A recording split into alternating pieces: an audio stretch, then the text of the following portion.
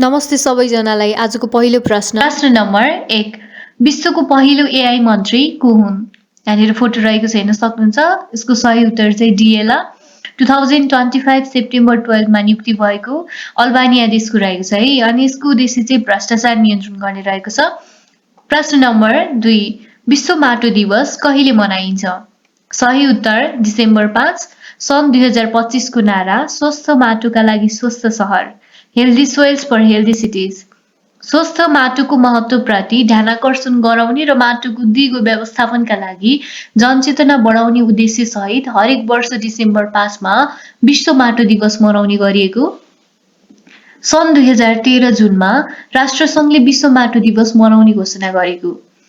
प्रश्न नम्बर 3 नेपालमा राष्ट्रिय झण्डा दिवस कहिले मनाउने गरिन्छ?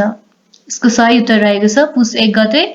विक्रम सम्वत 2082 पुस 1 गते 8औं राष्ट्रिय झण्डा दिवस मनाइएको। 2082 को चाहिँ कति झण्डा दिवस रहेछ? 8औं झण्डा दिवस हो है। अनि विक्रम सम्वत 2075 सालदेखि राष्ट्रिय झण्डा दिवस मनाउन थालिएको नेपालमा। अनि किन मनाइन्छ भन्ने कुरा चाहिँ यहाँनिर रहेको छ। सन् 1962 डिसेम्बर 16 अर्थात् विक्रम सम्वत 2011 पुस 1 गतेको दिन संयुक्त राष्ट्र सङ्घमा नेपालको राष्ट्रिय झण्डालाई विश्वव्यापी रूपमा अङ्गीकृत गरेको दिनको स्मरणमा राष्ट्रिय झण्डा दिवस मनाउन थालिएको। सन् 1962 डिसेम्बर 16 मा। अनि यो युएनओमा चाहिँ नेपाल युएनओको सदस्य कहिले भयो भन्ने प्रश्न आउँछ भने चाहिँ सन् 1955 डिसेम्बर 14 मा है। अनि प्रश्न नम्बर 4 नेपाल सरकारद्वारा उपहार स्वरूप कतारलाई प्रदान गरिने 2 हात्ती कुन कुन हुन्? सही उत्तर रुद्रकली र खगेन्द्र प्रसाद। यो कतारलाई प्रदान पनि गरिसकियो। प्रश्न नम्बर 5 रुसका राष्ट्रपति भ्लादिमिर पुटिनद्वारा भारतको औपचारिक भ्रमण कहिले भएको थियो? सही उत्तर 2025 डिसेम्बर 4 देखि 5 सम्म। प्रश्न नम्बर 6 अन्तर्राष्ट्रिय स्वयंसेवक दिवस कहिले मनाइन्छ? यसको सही उत्तर डिसेम्बर 5। अघि डिसेम्बर 5 मा हामीले माटो दिवस पनि मनाइन्छ भनेको थियौँ है। अनि स्वयंसेवकको योगदानको सम्मान गर्दै र स्थानीयदेखि अन्तर्राष्ट्रिय तहसम्म स्वयंसेवाको संस्कृतिलाई प्रवर्धन गर्ने उद्देश्यले यो दिवस सन् 1985 देखि मनाउँदै आइएको। अन्तर्राष्ट्रिय स्वयंसेवक दिवस कहिलेदेखि मनाइन्छ त भनेदेखि सन् 1985 देखि है। सन् 1985 मा संयुक्त राष्ट्र सङ्घीय महासभाले डिसेम्बर 5 लाई अन्तर्राष्ट्रिय दिवसका रूपमा मनाउने घोषणा गरेको थियो। प्रश्न नम्बर 7 सरकारले बाघ गणनाका लागि तय गरेको मिति कुन हो? यसको सही उत्तर विक्रम सम्वत 2082 पुसदेखि फागुनसम्म। 2082 पुस 1 गतेदेखि गणना सुरु पनि भइसक्यो। अनि बाघ पाइने राष्ट्रिय निकुञ्ज र संरक्षित क्षेत्रमा गणना गर्न लागि यहाँ मिस्टेक भयो, टाइपिङ मिस्टेक, सरी।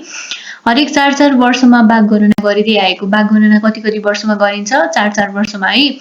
अनि योभन्दा अहिले 2082 को भयो, योभन्दा अगाडि चाहिँ 2078 सालमा भएको थियो।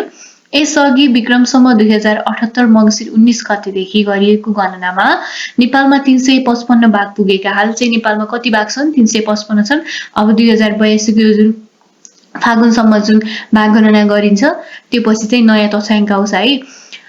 विश्व वन्यजन्तु कोषका अनुसार, विश्व वन्यजन्तु कोष भनेको world wild life fund WWF भनिन्छ है। अनि यो अनुसार WWF का अनुसार चाहिँ विश्वमा बाघ कति छ? 5357। विश्व वन्यजन्तु कोषको स्थापना WWF को स्थापना कहिले भएको त भन्दाखेरि सन् 1961 अप्रिल 29 मा भएको। यसमा जुन पाण्डा रहेको छ त्यो पाण्डाको नाम चाहिँ चिची रहेको छ है। चिची नामक पाण्डाको लोगो रहेको छ। लोगो बनाउने चाहिँ सर पिटर स्कट रहेका छन्। अनि अब विश्व वन्यजन्तु कोष अनुसार विश्वमा बाघ 5357 भयो। अनि नेपालमा चाहिँ सबैभन्दा धेरै बाघ कहाँ छ त भन्दाखेरि धेरै बाघ भएको राष्ट्रिय निकुञ्ज चितवन राष्ट्रिय निकुञ्ज रहेको छ। 128 वटा हो। यो चितवन राष्ट्रिय निकुञ्जको स्थापना विक्रम सम्वत 2030 सालमा भएको है। सबैभन्दा पुरानो राष्ट्रिय निकुञ्ज पनि चितवन राष्ट्रिय निकुञ्ज हो। अनि सबैभन्दा बढी पर्यटक आउने राष्ट्रिय निकुञ्ज पनि चितवन राष्ट्रिय निकुञ्ज नै हो। अनि बर्दिया राष्ट्रिय निकुञ्जमा 125 वटा बाघ, पर्सामा 41 वटा, शुक्लाफाट राष्ट्रिय निकुञ्जमा 36 वटा। अनि सबैभन्दा कम भनेको चाहिँ बाघे राष्ट्रिय निकुञ्ज रहेको छ। कति त? 25 वटा। सबैभन्दा बढी बाघ पाइने भनेपछि चितवन राष्ट्रिय निकुञ्ज। अनि सबैभन्दा कम बाघ पाइने चाहिँ 25 वटा बाघे राष्ट्रिय निकुञ्जमा।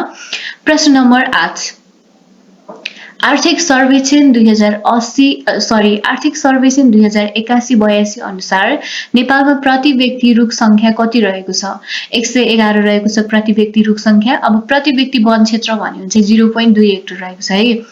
अनि दोस्रो नेपाल प्रिमियर लिग यानि कि दोस्रो एनपिएल उपाधि विजेता टोली कुन हो? दोस्रो एनपिएल दोस्रो नेपाल प्रिमियर लिग चाहिँ कसले जितेको भन्दाखेरि लुम्बिनी लायन्सले, दोस्रो हुने उपविजेता चाहिँ Sudurpashchim royals.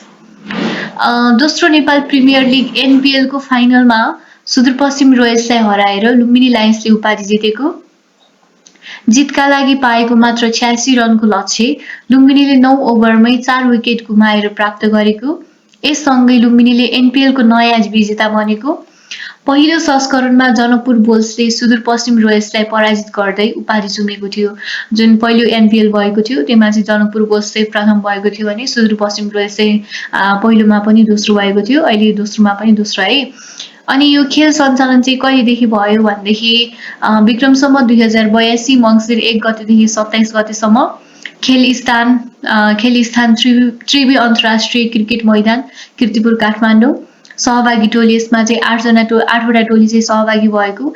Janakpur bulls, Sudurpashchim royals, Kathmandu Gorkhas, Chitwan rhinos, Biratnagar kings, Lumbini lions, Pokhara avengers र कर्णाली एक्स गरेर 8वटा टोली चाहिँ सहभागी भएको। अनि उद्घाटन खेल चाहिँ कसको बिचमा भयो? काठमाडौँ गोर्खाज र जनकपुर बुल्स। अनि कुल खेल जम्मा खेल चाहिँ 32 वटा।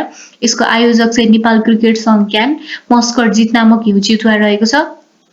उत्कृष्ट नेपाली खेलाडी रोहित पौडेल, कार मोटरसाइकल विजेता लुम्बिनी लायन्सका हुन् चाहिँ। अनि उत्कृष्ट बलर सन्दीप लामिछाने मोटरसाइकल विजेता विराटनगर किङ्सबाट। सर्वाधिक रन एडम रोसिङटन यिनी चाहिँ इङ्ल्यान्डका हुन् है। अनि 323 रन पोखरा एभेन्जर्सबाट। ह्याट्रिक विकेट पहिलो ह्याट्रिक साहब आलम, दोस्रो ह्याट्रिक रोहित कुमार पौडेल फाइनल खेलमा। अनि शतक हान्ने खेलाडी मर्कवाट Karnali Yaks, Adam Rossington Pokhara Avengers. सबैभन्दा कम बलमा अर्धशतक बनाउने भीम सार्की 19 बलमा 50 रन। खेलको जम्मा छक्का 427। 200 रन कटाउने पहिलो टिम विराटनगर किङ्स। प्लेअफमा पुग्ने पहिलो सुदूरपश्चिम रोयल्स।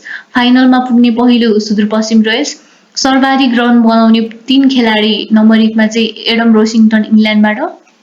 यिनीहरू चाहिँ सर्वाधिक रन बनाउने 3 खेलाडी चाहिँ 1 Adam Rossington England 323 run Pokhara Avengers, 2 Rohit Paudel Nepal 276 run Lumbini Lions, 3 Binod Bhandari Nepal 264 run Sudurpashchim Royals.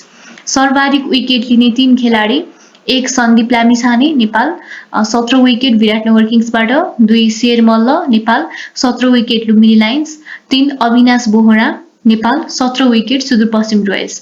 अब यसको पुरस्कार राशि चाहिँ कति छ हेरौँ है। प्रथम भएको चाहिँ कुन हो? लुम्बिनी लायन्स हो। प्रथमलाई रु 1 करोड 10 लाख। दोस्रो सुदूरपश्चिम रोयल्स भएको रु 51 लाख। तेस्रो रु 25 लाख। तेस्रो चाहिँ विराटनगर किङ्स भएको। अनि चौथो चाहिँ काठमाडौँ गोर्खाजलाई चाहिँ रु 15 लाख प्राप्त भयो। प्रश्न नम्बर 10 नागरिकता पाउने पहिलो रोबोट कुन हो भनेर भनेको छ। यसको एन्सर चाहिँ हजुरहरूले कमेन्ट गर्नुहोस् है त।